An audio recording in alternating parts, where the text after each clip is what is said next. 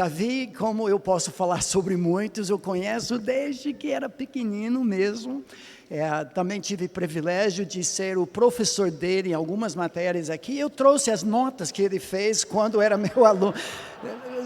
Não vou fazer isso contigo. Casado com Ludmila, tem um casal de filhos, estão esperando mais um filho. E em algum momento talvez encontrem, eles precisavam por um para descansar agora. O Davi tem formação de educação física, mas na área teológica, aqui junto conosco também, está fazendo mestrando no Andrew Jumper agora. E junto com o pai divide o púlpito pastoreando na Igreja Batista Pedras Vivas em São Paulo, envolvido na pregação expositiva, o discipulado e aconselhamento. E nós queremos mesmo ouvir através da boca dele a palavra do Senhor. Vamos orar nesse momento pedindo que Deus use mais uma vez esse momento de ouvir a palavra. Senhor, muito obrigado por esse privilégio. Que nunca seja algo banal para nós, quando a Tua palavra é aberta e não somente a Tua palavra exposta, mas nossos corações também. Então nesse momento pedimos que o Senhor fale através do Teu servo, através da Tua palavra e através do Teu Espírito, para que o Senhor seja exaltado, Cristo Jesus visto em toda a sua glória. Esse é o nosso pedido humilde, pelos méritos não nossos, mas sim do Senhor Jesus Cristo. Amém. Obrigado, Davi. Professor, foi meu professor de grego, então vocês podem imaginar as notas que eu tirei, por isso que ele me poupou de apresentar esse tipo de conteúdo aqui para vocês. Para mim é uma alegria estar essa manhã aqui com os irmãos, com as irmãs, e poder de alguma forma partilhar as Escrituras. Eu sou talvez o mais novo dos que irão falar, por motivos óbvios. Se o Davi me viu crescer, você pode imaginar a idade dele e a minha. É bastante diferente. Se vocês viram o meu pai ontem, os cabelos e as barbas já não negam a idade que ele tem. E para mim é uma grande alegria estar aqui e também uma grande responsabilidade. Eu quero ser zeloso naquilo que for falar para os irmãos e irmãs nessa manhã. Nós não caminharemos no mesmo tema que o Lu tem pregado para vocês e discutido sobre o desejo de agradar outros. O nosso ideal aqui, o nosso propósito é tentar trabalhar um pouquinho para Salmos. Olhar 3 salmos, eu vou olhar para um salmo, meu pai olhará para outro salmo, o pastor Sidney olhará para outro salmo. E de que forma o nosso pensar nestes salmos ou de lamento ou de deserto podem ser impactantes para a nossa vida pessoal e para a nossa vida de ministério de aconselhamento, dentre o contexto que eu e você estamos inseridos, onde grande parte do nosso povo, do povo e do rebanho de Deus sofre em alguma proporção e medida. Se o sofrimento não está presente na sua vida em particular, sem dúvida alguma há alguém que você convive e que tem sofrido nos últimos tempos.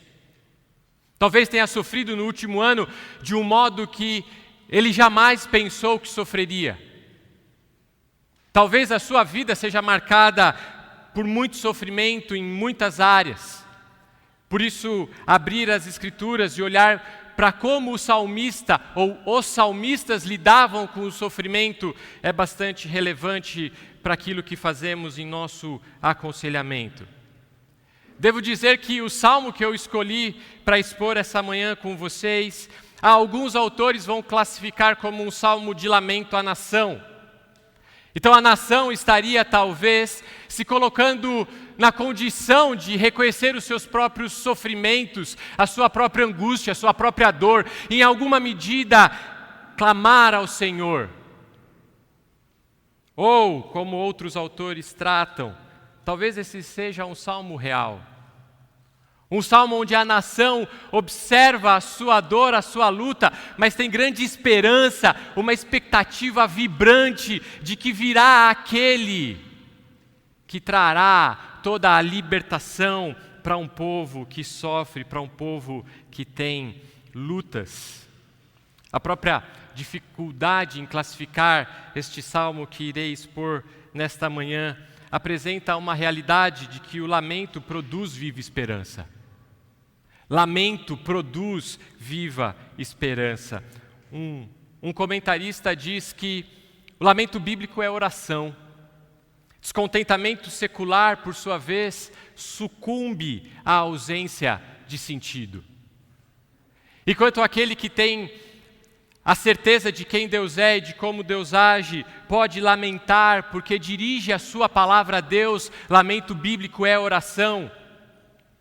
Quando eu não tenho essa perspectiva de um Deus soberano que controla todas as coisas e faz tudo segundo aquilo que lhe apraz, a dor e a angústia é fonte de sucumbência, ele simplesmente se derrete, se desmancha, porque não tem a quem recorrer. E é isso que geralmente vemos em nosso contexto de vida mais amplo, aqueles que ainda não conhecem a Cristo. O otimismo tem sido, por isso, uma ferramenta usada por muitos para tentar lidar com essa ausência de sentido e significado da vida, em meio às angústias que nos cercam. Frases soltas muitas vezes são usadas para tentar minimizar isso que todos nós experimentamos. E uma frase muito comum é: vai dar tudo certo. Vai dar tudo certo, fique tranquilo, vai dar tudo certo. E talvez, para algumas pessoas, essa expressão, vai dar tudo certo, ganhe um contorno muitas vezes até mesmo religioso. É o que ela se apega. É o que realmente ela acredita que se ela falar e rememorar isto constantemente, a sua condição se alterará. Entretanto, ninguém pode afirmar isso. Primeiro porque o que é terminar bem? Por que alguém diria, vai dar tudo certo, vai terminar tudo bem, se nós não sabemos definir necessariamente o que é terminar bem? E quem assegura, no segundo motivo, que vai de fato terminar bem? Nem sempre termina tão bem quanto eu e você gostaríamos que terminasse. Queria fazer uma brevíssima, mas muito breve digressão sobre possíveis origens desse nosso otimismo contemporâneo. E depois eu vou me voltar para o Salmo 89, o salmo que eu quero expor nesta manhã. Há um marco histórico na sociedade ocidental de modo muito particular, e esse marco histórico é chamado por autores como iluminismo. E o próprio termo iluminismo reflete um pouco da perspectiva que aqueles que desenvolveram essa leitura da história querem transmitir. Querem transmitir que algo anterior a este momento era oculto, era sombrio, não era claro. E que agora chegou o momento onde luz é lançada sobre a vida. E agora nós temos a possibilidade de pensarmos com progresso, nós temos possibilidades de pensar que algo era ruim, agora tudo se fez novo, e podemos substituir o velho pelo novo, e somos pessoas iluminadas, somos pessoas de consciência individual autônoma, pensamos por nós mesmos. E você não precisa de auxílio de mais ninguém. O iluminismo, nesse sentido, redefine como a pessoa pensa sobre a vida. Não redefine somente a vida, redefine como a pessoa interpreta a vida. Porque uma vez que ela tem que pensar a partir de progresso, ela tem que mudar o modo como ela entende a realidade que ela está inserida. E a partir deste novo entendimento de realidade, trocar aquilo que era antigo para ela por algo que agora é novo. Eu não preciso mais seguir alguém que me diga o que fazer e o que pensar. Isso era antigo. Eu posso agora, por mim mesmo, pensar autonomamente e tomar as decisões da minha vida sem recorrer a nada e nem a ninguém. Há uma explosão de conhecimento científico, tecnologia, educação e informação, e cada vez mais nós nos sentimos pessoas fragilizadas se não temos informação recorrente. E sem dúvida alguma você hoje já consultou o seu Twitter, o seu Instagram e já viu quais são as principais notícias do dia para você poder conversar com ninguém sobre aquilo. Mas você teve que passar por lá. Porque, afinal de contas, como você vai ficar sem aquilo que todo mundo tem?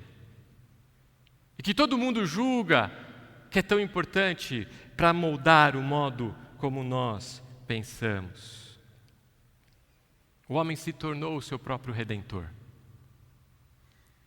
O ser humano viu em si mesmo aquele que poderia trazer a solução para absolutamente todas as suas angústias, todos os seus sofrimentos. Isso se dá por volta, esse momento histórico se dá por volta do século XVIII. Isso molda muito do modo como eu e você vivemos as nossas vidas extremamente individualistas. Nós somos tão individualistas em certos momentos que nós nem percebemos que somos tão individualistas. Eu sou de São Paulo, capital. E se alguém em São Paulo, capital, te chamar para comer na casa dele, saiba que você é um amigo muito chegado. Porque, de modo geral, ele vai te chamar para ir num restaurante, num shopping, para ser bom, mas ser distante. Porque eu não quero que você veja a minha vida, como a minha vida acontece dentro da minha casa. Porque a minha casa e a minha vida são minha, não são para ser compartilhadas com vocês. E nós não percebemos o quanto isso é impactante no modo como nós vivemos.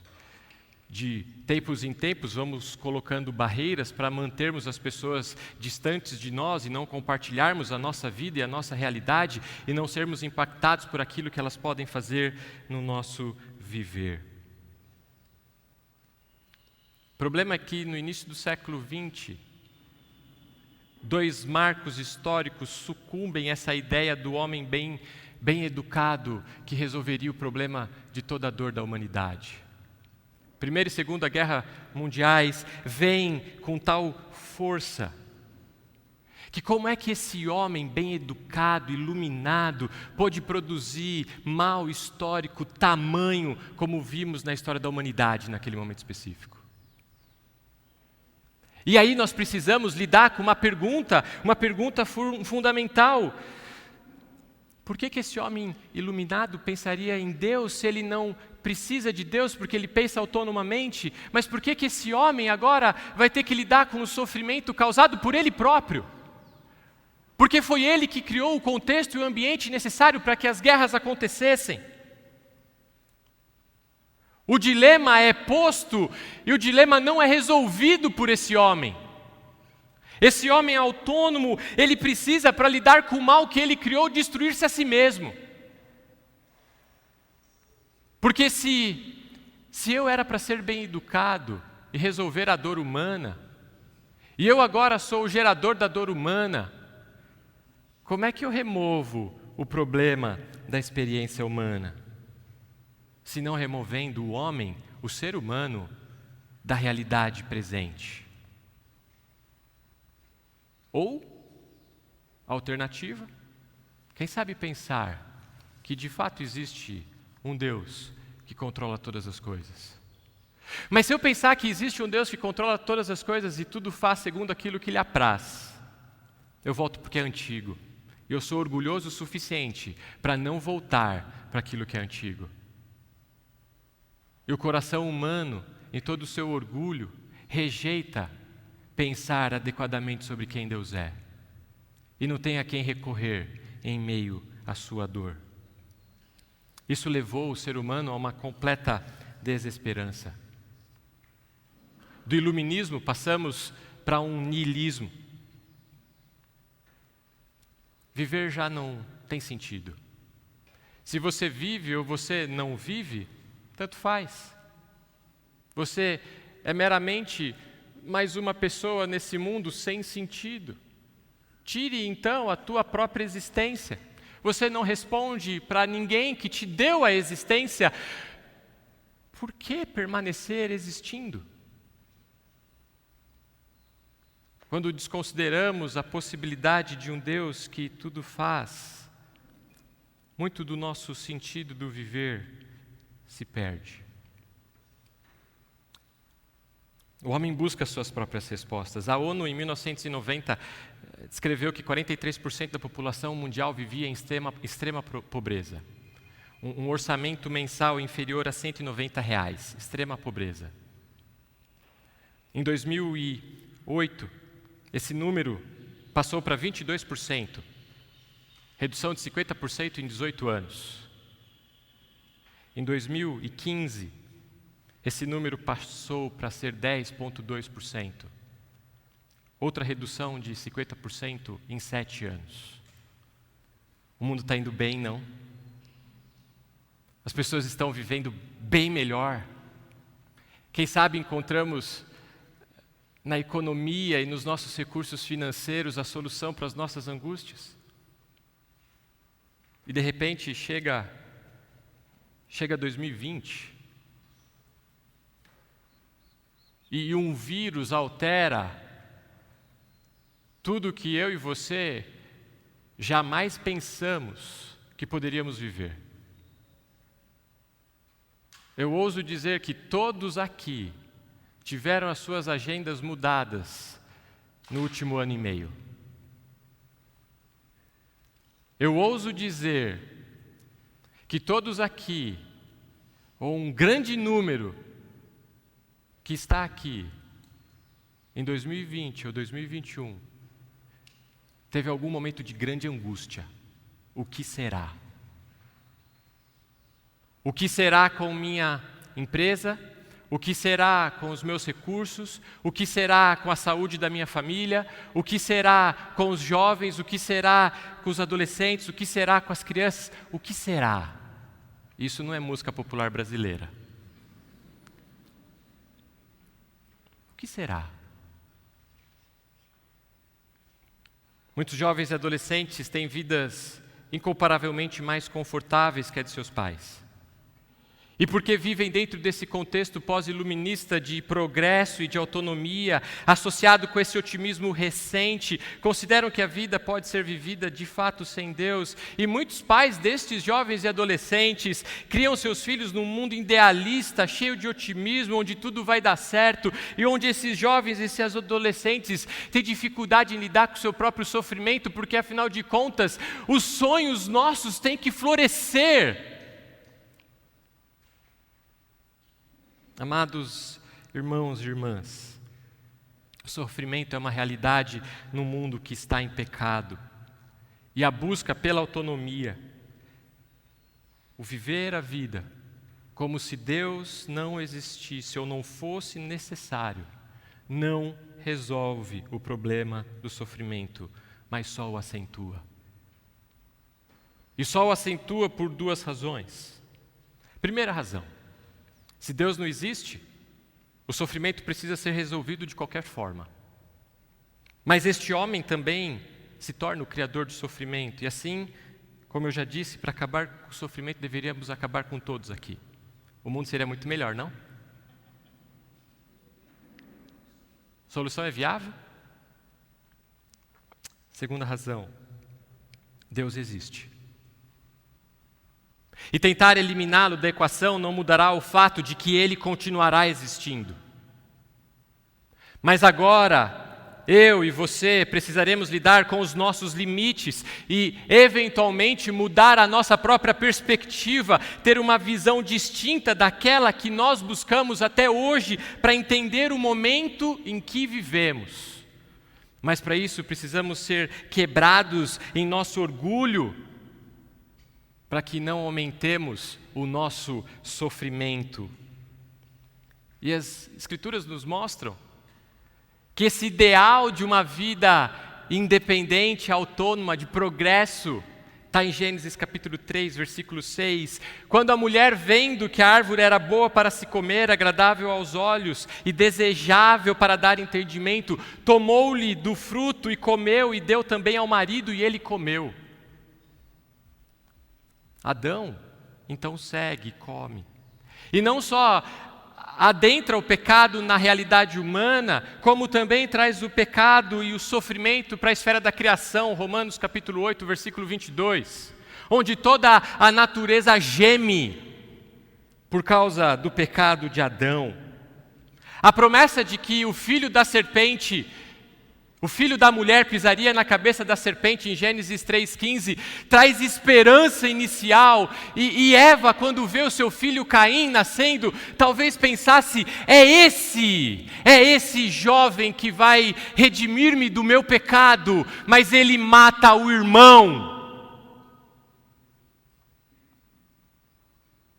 Ele mata o irmão. E a solução não pode vir por esse jovem. Mas a humanidade tenta. E a humanidade tenta olhando para uma torre que de repente ele pode dizer, vamos edificar uma cidade que vai alcançar o topo do céu, e quando estivermos no topo do céu, poderemos dizer, somos deuses. E Deus vai e destrói esse ideal da mente humana e limita os desejos do coração humano para que esse ser humano cumpra de fato a vontade que Ele estabeleceu de encher a terra. Juízes capítulo 21, verso 25, texto bastante conhecido de todos nós, diz que cada um fazia em momento histórico posterior aquilo que estava em seu coração. Paulo, conhecendo tanto Gênesis quanto Juízes, ministra a um dos seus discípulos, a um dos seus filhos amados na fé, algo bastante interessante. Haverá dias em que não suportarão a sã doutrina, pelo contrário, cercar-se-ão de mestres segundo as suas próprias cobiças, como que sentindo coceira nos ouvidos, e se recusarão a dar ouvidos à verdade, entregando-se a fábulas. Buscar soluções definitivas para o sofrimento humano no próprio homem é cercar-se de falsos mestres, é depositar confiança naquele que não pode dar esperança. E por isso, o grande desafio que eu e você temos em Cristo Jesus, em meio às incertezas e angústias que vivemos, é trazer à memória aquilo que de fato nos pode dar esperança.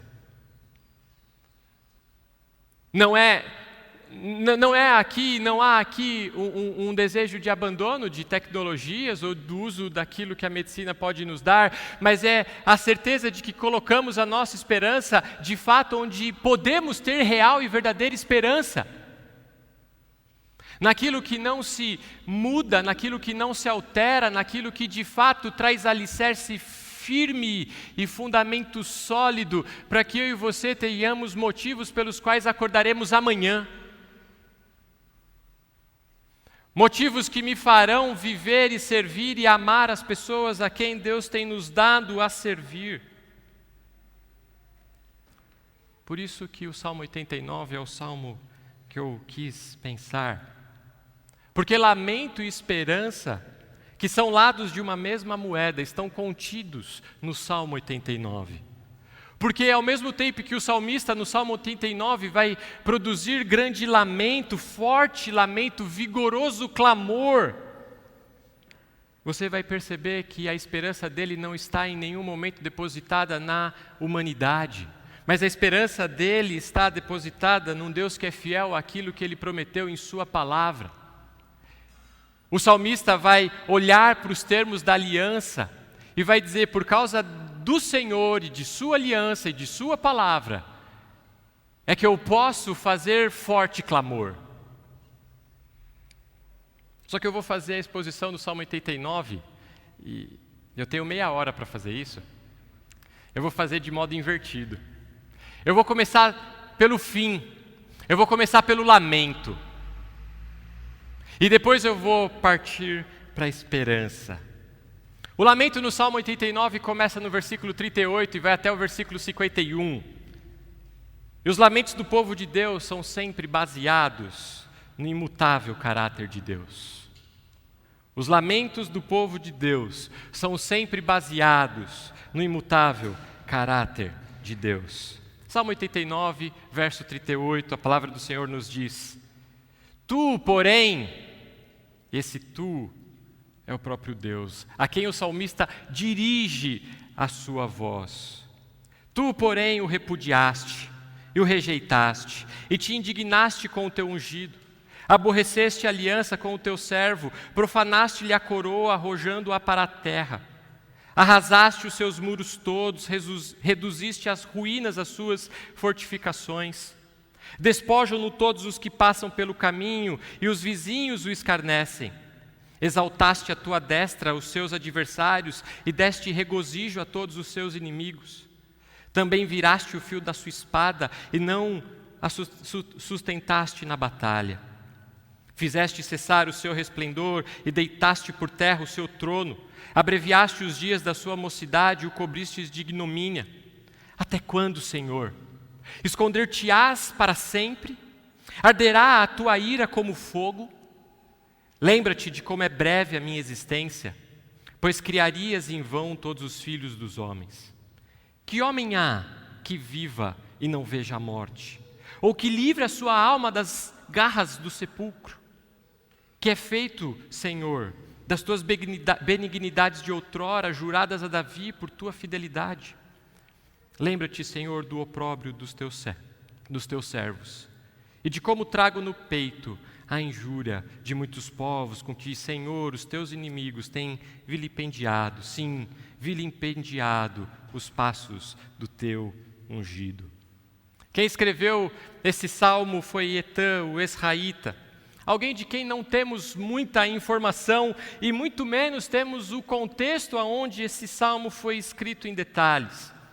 Talvez esse Etã, o Esraíta, seja citado em 1 Crônicas, capítulo 15, versículos 16, 17 e 19, ou 1 Reis, capítulo 4, versículos de 29 a 31. Alguns autores citam Jedutum, um homem que está descrito em 2 Crônicas, capítulo 5, versículo 12, como esse possível Etã, o Jesraíta. Mas é certo que o contexto do Salmo é um contexto de grande guerra, onde o rei foi derrotado e o reino padecia. Se você notar, esse lamento mais intenso do salmista se divide em pelo menos 3 estruturas básicas. Na primeira estrutura, o salmista, que vai dos versículos 38 até 45, o salmista faz uso de 14 verbos em 8 versículos. 14 verbos em 8 versículos, todos descrevendo termos presentes na aliança. Em nenhum momento os verbos que ele utiliza o fazem esquecer daquilo que fora prometido no passado a Davi, em 2 Samuel capítulo 7, e daqui a pouco veremos isso. Verso 39 diz: aborreceste a aliança com o teu servo. Na mente do salmista, o fato do rei e do reino estarem passando por este momento de derrota, de algum modo, repercute uma ideia de que talvez Deus esqueceu-se daquilo que Ele prometeu. E por isso que todo o seu clamor vai ser: Senhor, olha o que Tu prometeste a nós. E por isso, ao apresentar estes verbos em termos de aliança, ele levanta os questionamentos dos versículos 46 até 49.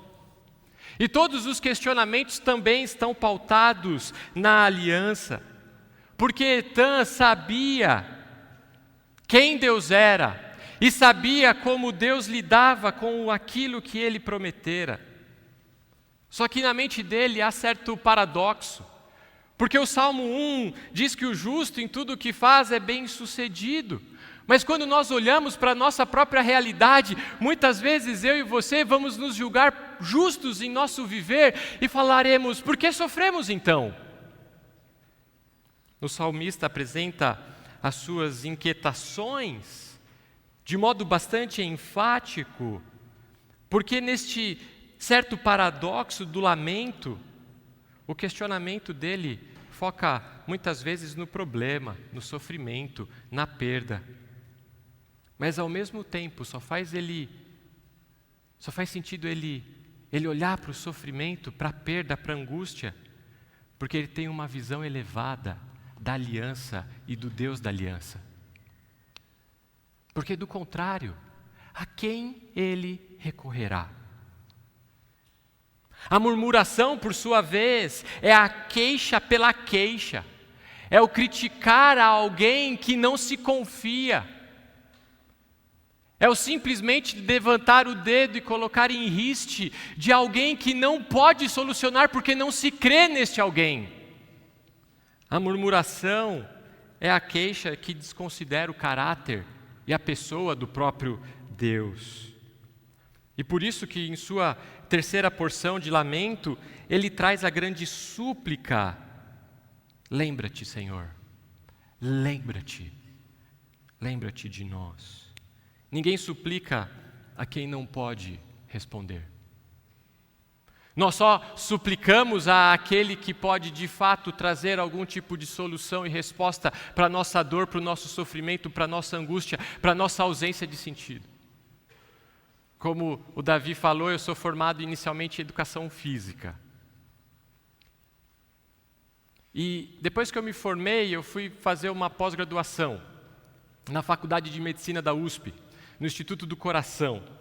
E ali eu trabalhei durante um ano num setor de reabilitação cardíaca e fisiologia do exercício. E tinha pessoas brilhantes, médicos brilhantes, profissionais de fisioterapia e educação física, cursando seus cursos de doutorado e PhD, com uma mente que você fala, não é possível que com 24, 25 anos tem pessoa tirando título tal como esse. Fazendo perguntas e pesquisas genéticas que eu e você, hoje em dia, nem imaginamos que possa estar sendo feita. Mas eu lembro de uma situação em particular, que uma paciente entrou no nosso laboratório, estávamos, uma certa médica, que eu vou poupar o nome, e eu sentado lidando com aquela paciente, e aquela paciente, depois de passar por toda uma triagem e ter todos os seus exames feitos, ela só fez uma pergunta à médica: eu vou ser curada? Porque ela tem essa perspectiva de que a súplica dela só pode ser feita a quem de fato pode resolver o problema dela. E naquele momento, na mentalidade daquela senhora, quem é que poderia resolver a súplica dela? A médica. E eu lembro que no alto dos meus 21 anos, cursando minha pós-graduação, eu falei, o que essa médica agora responde? Porque o caso clínico é grave e não tem solução. E aquela médica muito experiente, muito querida, chegou e disse, eu não posso prometer a cura, muito menos prometer que você vai ficar livre do seu sofrimento. O que eu posso prometer, e é o máximo que eu posso prometer para você, é que enquanto você estiver aqui, nós faremos o nosso melhor por você. Aquela mulher baixou a cabeça naquele laboratório, chorou e disse, eu entendo. Ela fez o seu clamor a quem ela julgava poderia responder a sua angústia. Mas a resposta que ela ouviu não encontrava eco para a dor que ela tinha naquele momento específico. Ela saiu do laboratório e aí eu fui conversar com a doutora e falei, doutora, a senhora é tão capaz. A senhora tem 3 doutorados, Brasil, México, Estados Unidos. A senhora sabe que tem caminhos para prolongar a vida. Ela falou, Davi, eu sei, mas eu não posso prometer aquilo que eu não posso cumprir. E foi por isso, e ela continua a frase, que eu deixei a clínica médica. E é por isso que eu me coloquei dentro de um laboratório, eu faço exames das 8 da manhã às 18 da tarde. Porque eu não quero lidar com o dilema de uma pessoa que me apresenta uma súplica, um clamor. E o máximo que eu posso dizer para ela é, eu não posso prometer a cura. Então eu me enfurno dentro de um laboratório e fico lá porque eu não tenho que lidar com esta pergunta. O salmista, ele faz a súplica porque ele sabe que há alguém que existe e que ouve e que de fato pode intervir em sua realidade. A súplica a Deus é a certeza de que Ele é capaz de responder a todas as nossas inquietações. A súplica a Deus é a certeza de que Deus é capaz de responder a todas as nossas inquietações. Jesus, o próprio Cristo, clamou confiadamente àquele que podia ouvi-lo, mas seguro de que o Pai faria a vontade dele e ele se conformaria descansadamente à vontade do Pai. Hebreus capítulo 5, versículo 7 diz assim: Ele, Jesus, nos dias de sua carne, tendo oferecido com forte clamor e lágrimas, orações e súplicas a quem o podia livrar da morte, e tendo sido ouvido por causa da sua piedade, embora sendo filho, aprendeu a obediência pelas coisas que sofreu, e tendo sido aperfeiçoado, tornou-se o autor da salvação eterna para todos os que lhe obedecem, tendo sido nomeado por Deus sumo sacerdote, segundo a ordem de Melquisedeque. De onde procede o lamento do salmista, senão da confiança plena nas promessas feitas à nação, e por isso ele pode dirigir ao Senhor confiante as suas palavras de súplica e lamento, porque ele sabe que é o único Deus que pode dar as respostas adequadas, as perguntas adequadas, porque elas se baseiam nos termos da aliança. Nesse sentido, acho que foi John Piper e Paulson que escreveram um livro sobre sofrimento anos atrás, onde parte da pergunta deles era: não desperdice o seu sofrimento. Não desperdice o seu deserto, não desperdice a sua dor, e ambos escreveram num contexto onde lutavam com um câncer. Em alguma medida, o sofrimento, a dor e a angústia, que nos remete a um clamor e a um pedir ao Senhor, nos faz lembrar do caráter de Deus. Eu não vou ler com os irmãos, mas leia depois Jó, capítulo 42, versículos de 1 a 7.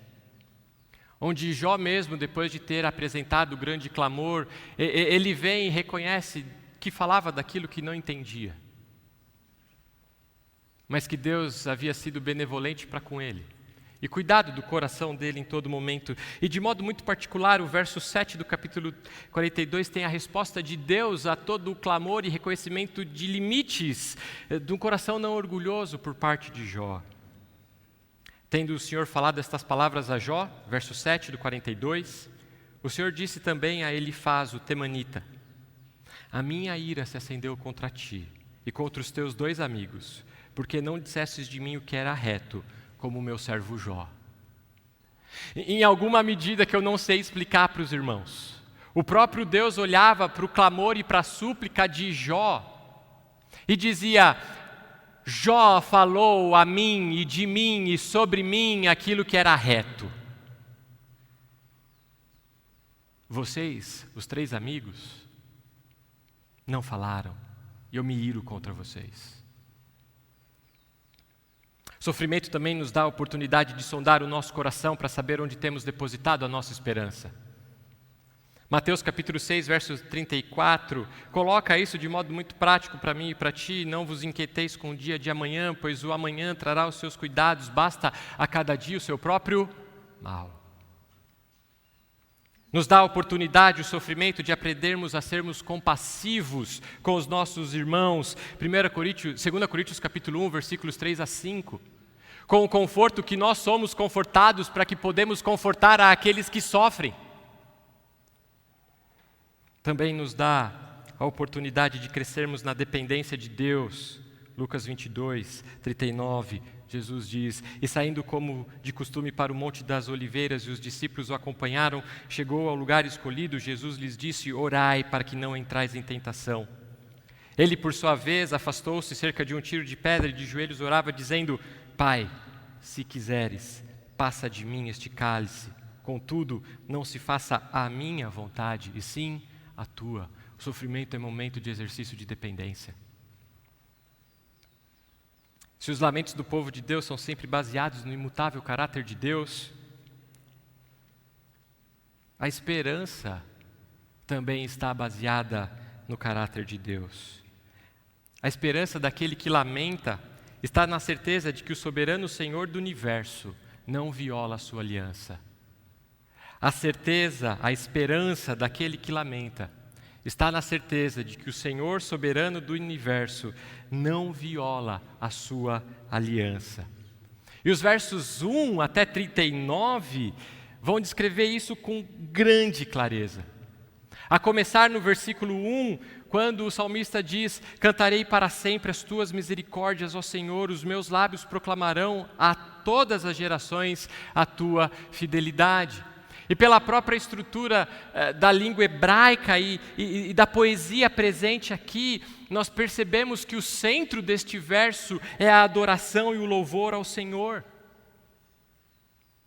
O salmista, então, ainda que concluirá o seu salmo com lamento, ele introduz o seu salmo dizendo: eu louvo a este Deus. É este Deus a quem eu canto, é este Deus a quem cultuo, é este Deus que eu compreendo quem Ele é.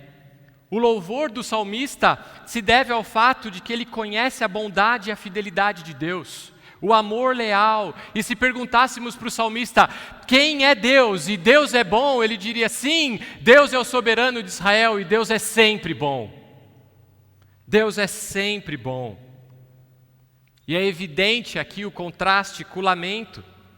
Contudo, há nesse salmista a certeza de que Deus tanto faz o bem, como também permite a adversidade, para que ele, salmista, seja transformado na sua própria compreensão de como ele se relaciona com Deus e como ele se relaciona com o todo da criação. A bondade divina e a fidelidade divina não deveriam ser entendidas como a ausência de sofrimento e angústia, mas a certeza sempre presente de que no sofrimento Deus está produzindo um fim proveitoso na vida do seu povo e está permitindo cada um dos eventos na vida daquele a quem Ele tem um bom propósito.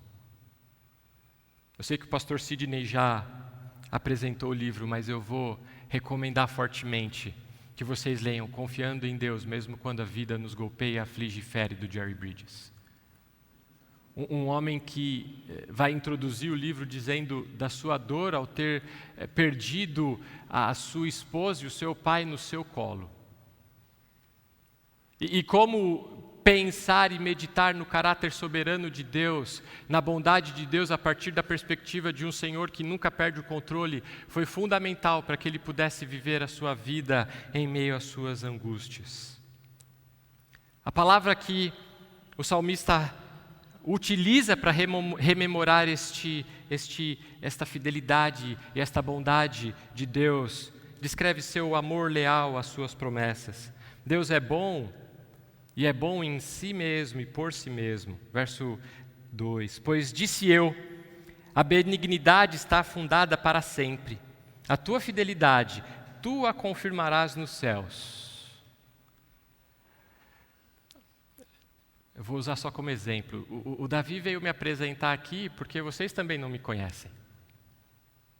E é preferível que uma pessoa mais conhecida apresente as pessoas desconhecidas, porque, de certa forma, vai falar assim: ó, chancela, minimamente. Não estou passando nenhuma responsabilidade para o Davi, para aquilo que eu estou falando para vocês hoje. Mas se você notar como o salmista constrói a frase, ele diz: o Senhor é bom. E ele diz: tu, o próprio Deus, confirma a sua bondade. Deus não pode jurar por algo maior do que Ele, porque não há nada superior a Ele, a quem Ele jure, senão o seu próprio caráter. E quando ele diz, o salmista, Deus é bom, e o Senhor confirma o seu caráter, o salmista está dizendo: eu confio no Deus que estabeleceu a aliança e não muda. Salmo 100, esse eu preciso ler com os irmãos. Celebrai com júbilo ao Senhor todas as terras, servi ao Senhor com alegria, apresentai-vos diante dele com cânticos, sabei que o Senhor é Deus, foi Ele quem nos fez, e dele somos o seu povo e rebanho do seu pastoreio. Entrai por suas portas com ações de graças, e nos seus átrios com hinos de louvor. Rendei-lhe graças e bendizei-lhe o nome, porque o Senhor é bom e a sua misericórdia dura para sempre, e de geração em geração a sua fidelidade, porque a sua misericórdia dura para sempre. É a mesma ideia presente no 89:2. Se eu fosse ler isso também, leria o Salmo 136. E o Salmo 136, nós tivemos um momento esse ano passado, esse ano em Pedras Vivas, extremamente doloroso, onde uma família perdeu o seu pai.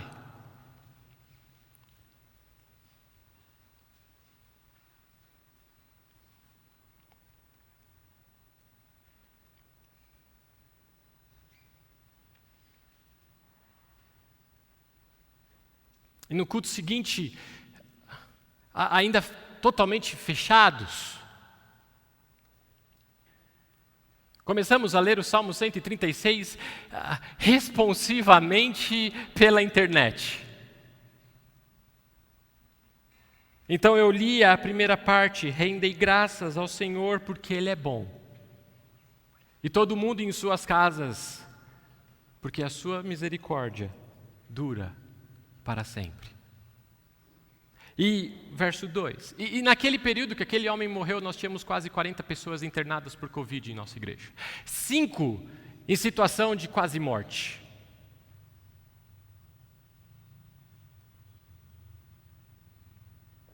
Enquanto líamos o Salmo, caiu energia do prédio da igreja.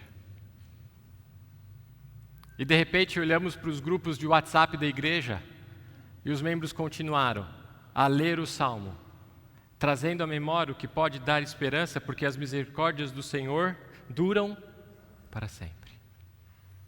Rendei graças ao Senhor.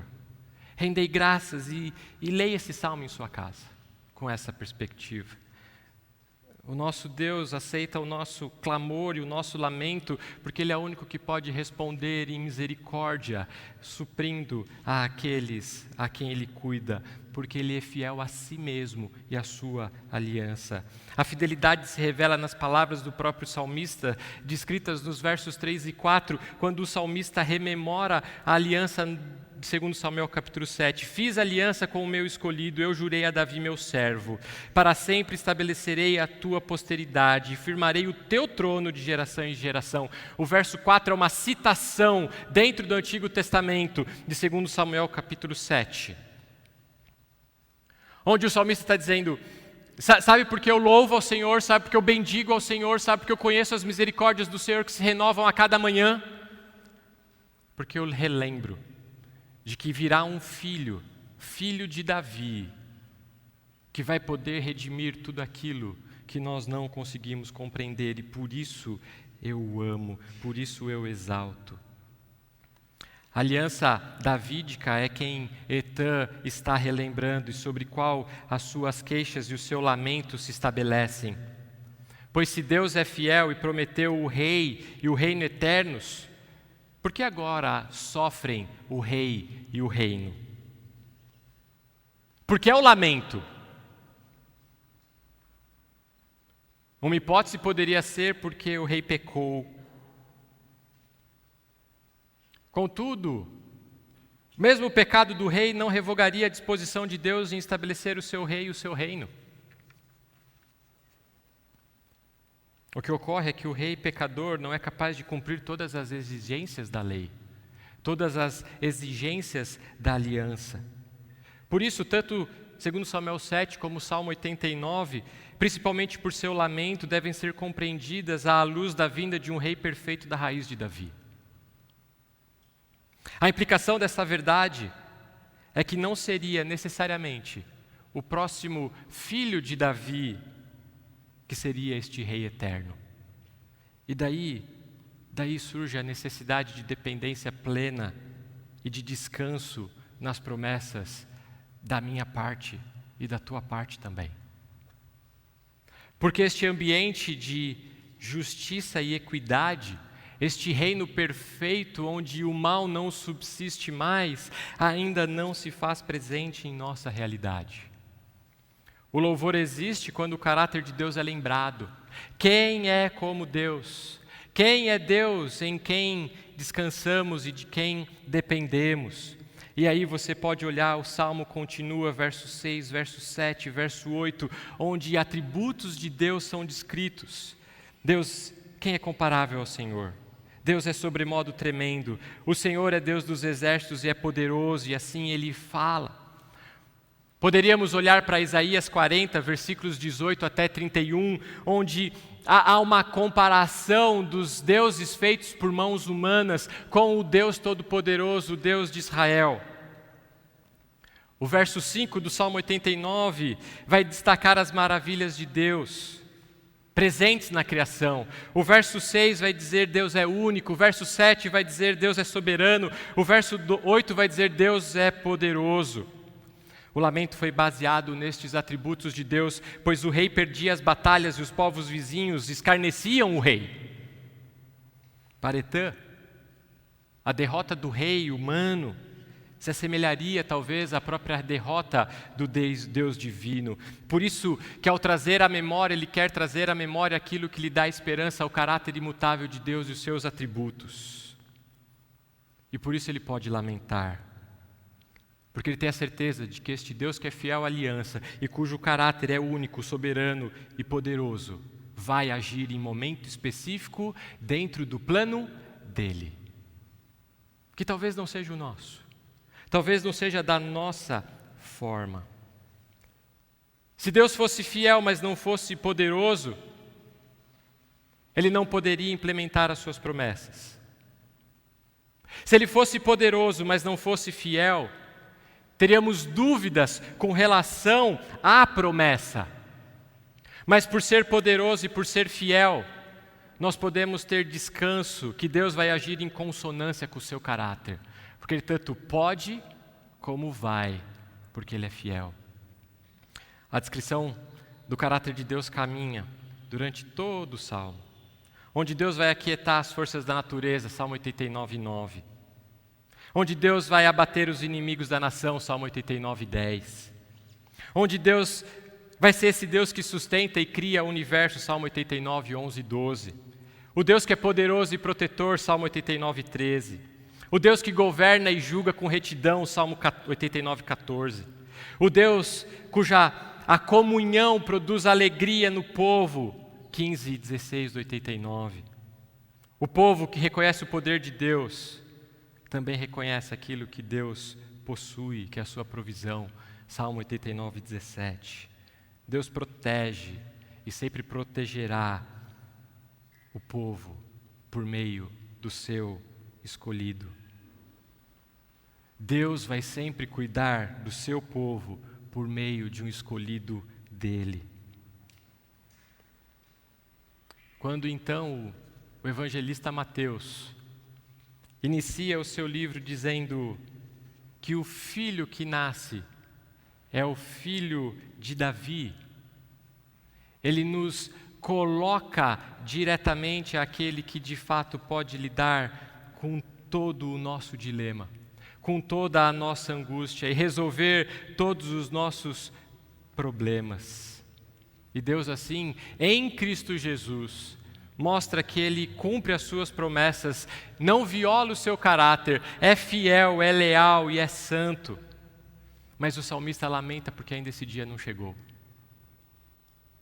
E eu e você lamentamos, porque ainda que resgatados por Cristo Jesus, nós ainda sofremos os efeitos mais diversos do pecado em nossa realidade e ansiamos pelo dia em que isso não mais será presente em nossa vida.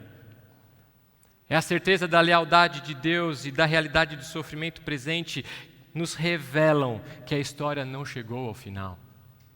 E por isso eu posso clamar ao Senhor, e posso descansar ao Senhor, eu posso lamentar diante do Senhor, mas eu posso descansar confiadamente neste Senhor.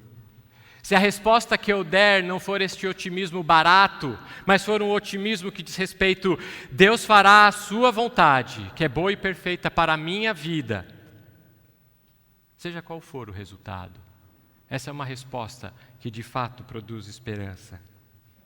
Apocalipse 21 diz: Vi novo céu e nova terra, pois o primeiro céu e a primeira terra passaram e o mar já não existe.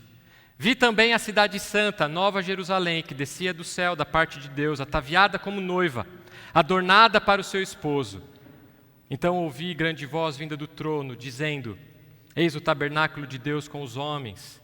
Deus habitará com eles. Eles serão povos de Deus, e Deus mesmo estará com eles. E lhes enxugará dos olhos toda lágrima. E a morte não existirá. Já não haverá luto, nem pranto, nem dor, porque as primeiras coisas passaram. E aquele que está sentado no trono disse: Eis que faço, isso é iluminação, eis que faço novas todas as coisas. E acrescentou: Escreve, porque estas palavras são fiéis e verdadeiras. E se são fiéis e verdadeiras por causa do caráter de Deus, elas se cumprirão. Disse-me ainda: Tudo está feito. Eu sou o Alfa e o Ômega, o princípio e o fim. Quem tem sede, darei de graça da fonte da água da vida. O vencedor herdará estas coisas, e eu lhe serei Deus, e ele me será filho. Quero convidar você a curvar a sua cabeça. O salmista termina dizendo: Bendito seja o Senhor para sempre. Amém.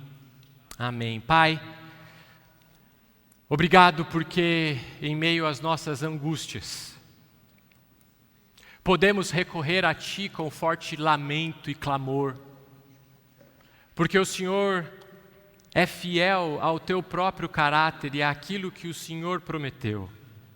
E se ainda lutamos com nossas angústias e dores e sofrimento,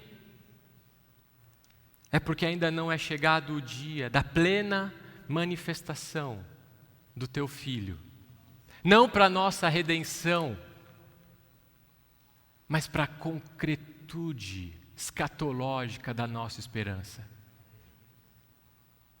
Te louvamos porque em Ti podemos clamar. Te louvamos porque a Ti e ao clamar podemos depender. E te louvamos porque ao clamar lembrando-nos do Teu caráter, trazemos à memória o que de fato nos traz esperança. Peço que o Senhor conduza, ó Pai, o nosso viver, para que tenhamos mente cativas a Cristo e a certeza de que de fato Ele enxugará do nosso rosto toda lágrima. Assim o fazemos em nome de Cristo Jesus. Amém. Amém. Deus abençoe.